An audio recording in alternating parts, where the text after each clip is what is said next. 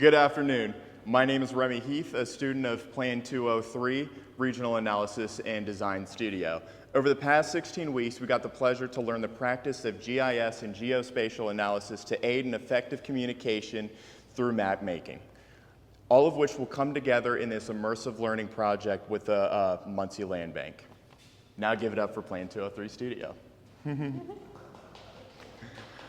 Our project's primary focus in this collaboration is to identify vacant, abandoned, and deteriorating properties through 2 rounds of field surveys, which will provide key recommendations for the Muncie Land Bank, as well as putting a focus on our study area's major corridors to assist 812's Housing Action Team. Our work aims to be a crucial step in the missions of both 812's Housing Action Team and the Muncie Land Bank to provide more housing opportunities and improving quality of life for the city of Muncie. Now off to Daniel to discuss our meetings with Muncie Land Bank and 812. All right, so after spending several grueling weeks learning how to use all the mapping softwares that we needed to know, we met with Nate Howard, Executive Director of the Muncie Land Bank. And he basically told us what we were going to be doing for this semester. If you don't know, the Land Bank's goal is to kind of buy up those like deteriorating, like severely distressed properties, fix them up, which will hopefully have a cascading effect and make the whole neighborhood a lot nicer. We also met with Darby Strail of the 812 Coalition. I believe she was the director before you. And she basically walked us through the 812 Coalition neighborhood. We saw like the community gardens, some of the housing conditions, and a lot of the small businesses around there. She wasn't the only one who we met with in 812. We met with a few other people, and I'll let Ren talk about that. Hi, so I'm going to go ahead and tell you about our lovely guests that we had visit us. We could not have done this project without them. They really helped kind of formulate our understanding of what exactly we were taking on. One of the guests that we had visit us in our studio was Neil Kring. He is with Urban Light. He is a neighborhood pastor, and he had the opportunity and the willingness to come visit us and kind of describe what the community looks like, how the community was formulated, what are some of the challenges and some of the opportunities and chances to overcome those challenges, what exactly those are. So it was a wonderful opportunity. And then in addition to that, we also had a visitor, Brad King, who works in history preservation. He has helped with projects with the Old West End before. He had the opportunity to give us a tour of downtown Muncie and kind of expose us to the idea of surveying and kind of tell us what exactly we were looking for, what are some of the key indicators of structural integrity, and what we can do with that information, how we can formulate those surveys. So we really couldn't have done it without these lovely guests. And then with that being said, I will let Angel explain more. Hi. I will be briefly going over our survey creation process. So around week 8 of our project, we met with Zach Dolan, a third-year student at Ball State who works here at the Land Bank. He helped us develop interactive surveys for the 812 Coalition project. We eventually decided on structural and aesthetic integrities as one of our main things, such as paint and wall damages, signs of life such as outdoor decorations and maintained lawns, and street conditions such as damaged asphalt/concrete street lamps or lack thereof, just to name a few. And for our on-field experience, I will leave that up to Kevin to explain. So with all of that decided upon, the only thing left to do was get out into the field and gather some data. So over the course of 3 4-hour-long studio classes, we went out into the 812 neighborhood, we split up into groups, and we swept through, taking note of every aspect of every street and every house. Every aspect that we graded on a 5-point scale from excellent condition to severely distressed condition. In our time out there, the weather was very kind to us, so I think I can say on behalf of the whole Plan 203 studio thanks for the opportunity to have such a nice hands-on experience, but to give you just a little bit more detail on those aspects and that what we took up, I'm going to pass it over to Colin. So going back to that 5-point scale that Kevin just introduced, we use that to evaluate the structural integrity of the residences. So the main items that we wanted to evaluate for structural integrity were the roofs, the foundations, and the walls. Through our observations and evaluations, we discovered that there is a wide range of residences with different structural integrities throughout this neighborhood. So on one side of the spectrum, we have residences like the Squirrel House. The Squirrel House was a residence that had a tree branch fall onto their roof, creating a hole, and that allowed for squirrels to get in there and infest their attic. It also caused flooding within their basement and increased their effects on weathering conditions.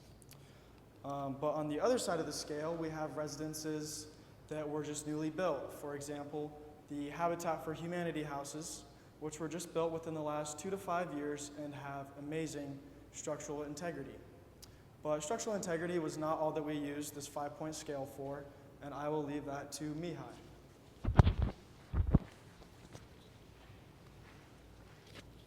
Yep, I'll just hold it. All right. So we use that 5-point scale on also the streets themselves, which includes the road and the sidewalks. And we further looked for each one the structural integrity of both and also the aesthetic conditions of both.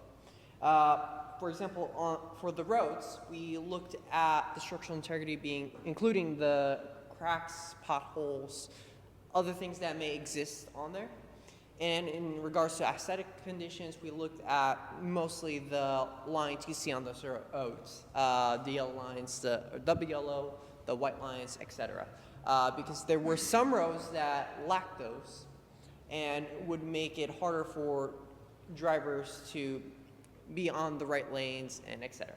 And regarding the sidewalks themselves, we looked at how level they were, how accessible they were for people to use, for everyone to use, including ramps or lack of, tactile strips, and other accessibility features. Additionally, we looked at connectivity of these sidewalks and also whether they had obstacles. Some sidewalks were completely missing on a few streets. And on the other side of the spectrum, there were really well-kept sidewalks that were leveled, easy to use. They were wide enough for many people to walk by, etc.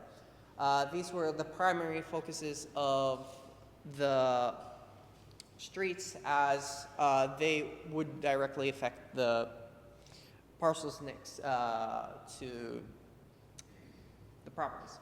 Anyways, aside from that, we also did a second set of surveying, which would be covered by Maddie. All right, hello. So beginning our second survey and its process, it looked a little bit different from our initial survey.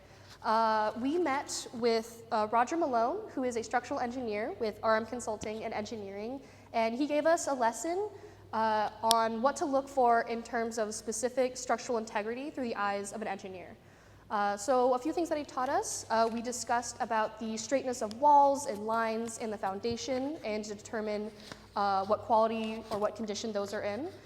We also looked at the squareness of the overall home and the structure itself to determine if there was any bowing of the walls, any damage of that sort. We also looked into the clearness of corners and frames to help determine whether the wear and tear on that or about the a compromise of the building envelope as well. So when we made our second survey, based on this information, we were looking more into the structural integrity. And for the purpose of this, we took the information from our initial survey and we looked at the fair, poor, and severely distressed parcels to help kind of target and narrow down our field of research. So looking into those, we were looking more into like the straightness of the foundation, if there's any cracks there. And these These characteristics will help us affect choosing which parcels are the most desirable, the cost of the revitalization of these parcels, and seeing the viability of revitalization, or if it may need to be assessed for being in decommission, essentially. And so it took us one day when we went back into the field after we created the second survey. We went to these more targeted parcels and began looking at those and just analyzing those with just a little bit more in depth. And going into our maps, I'll introduce Sarah. All right, I'm going to talk about our tax delinquency maps. So these are properties that owe taxes, and this could kind of have a negative effect on the community just because they aren't getting that funding to support public services. And in 2024, we found that 63% of owed taxes were of out-of-state owners, which makes up 22% of all the residential properties. And then looking at our ownerships, out of all the properties, it was 17.4% that made up rental properties, which turned out to be a majority of these rental properties owned by out of Muncie, sorry. And then, so these rental properties can affect the housing affordability and the standards. Next, I will give it to Ren to talk about structural integrity. So for those initial general surveys we were kind of talking about, this is the product of that. So we had taken all the information that we had gathered during our survey, any type of accessibility points, any type of structural points that we might have, and we put it into a scaling system so that we could compare the different qualities amongst the different connections or the different sidewalks. So this is an example of what that looks like. A total of 38% of the sidewalks maintain a good condition, while 5.3 maintain an excellent condition, which generally speaking is pretty good, but there is still room for improvement on some of those other streets and making sure that they are accessible. And then in addition to that, we of course have our structural integrity map. So this was that scaling system that Colin was describing earlier. You can see up here where the distribution of that is and how those scores kind of coordinate with each other within the space that we had surveyed.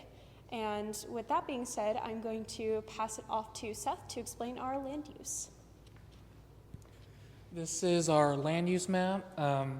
It's just giving us a broad understanding of what the land of each parcel is used for. There's currently 1,096 parcels in the 812 coalition area. A majority of those, being 776 of them, are residential, and 210 of these parcels are vacant lots, which fall directly under the 812 and land bank mission of acquiring properties and fixing them up. We also have points of interest on our map for when describing it. Anybody that lives in the area or knows the area knows in position to which point of interest where we are talking about. And for the next one, Maddie talked about our second round of surveying that we did, where we basically took the 700 some residential properties and we narrowed them down to about 70. And that's when we went back into the field and we looked at all 70 of these properties and did that narrowed down structural survey based on the information we got from Roger Malone. And that's what you're looking at up here.